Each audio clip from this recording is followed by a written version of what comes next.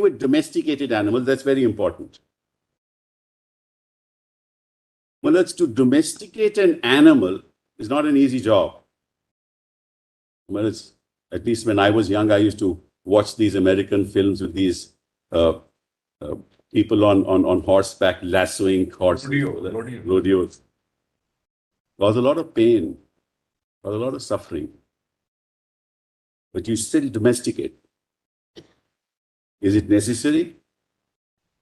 Is it unnecessary? I don't know.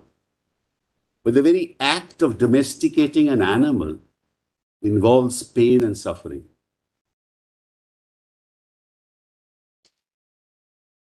Well, many animals don't see the light of the day. They are captive in cages.